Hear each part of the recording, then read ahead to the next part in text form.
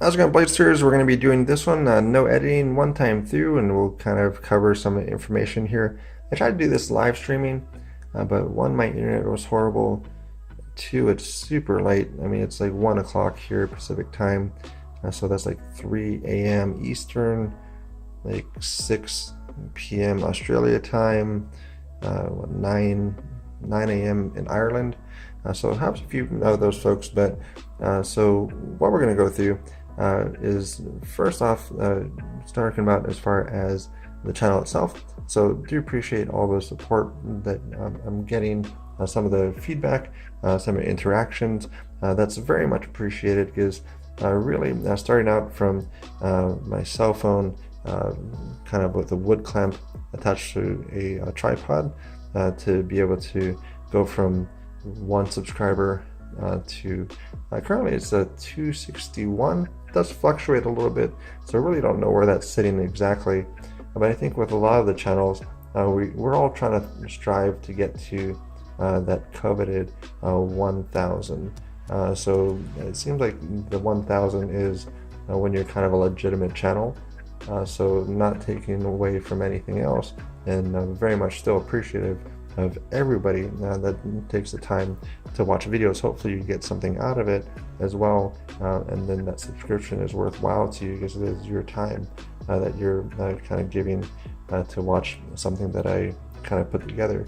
So I'm continuing trying to learn, continue trying to play with some of the video editing software.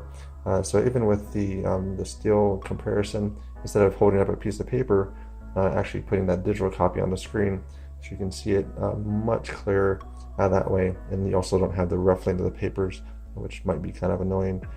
So that's that one. So it's just thank you to that. Thank you to folks that were part of the GearBest voting. So we do have that where we actually started out with a budget of $50, and that's was going to be it. So with the interactions that everybody had through Instagram as well as through YouTube, I went from $50 and one knife, and now they're actually sending 3 knives. So I went up to $150 as far as that budget goes. So we're going to start with number 5, which was actually the most popular one. So that will be sent out or being sent out, and then once it gets in, we'll do the review. You also get the discount code for that because it still has a business transaction for it.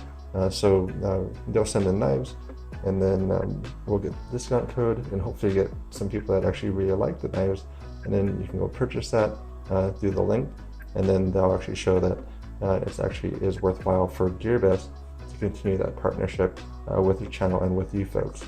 And so that's going to be how that's going to function with that. So let me know any suggestions that you guys have too. So sometimes you might get like there's a lot of the thumbs up, which is great, but if you give a thumbs down, just let us know as far as what you don't like about it. That's kind of throughout any channel. It's just helpful to know what's not liked about it. But that's one thing that's good about this whole process. It's just kind of a lot of growth within it.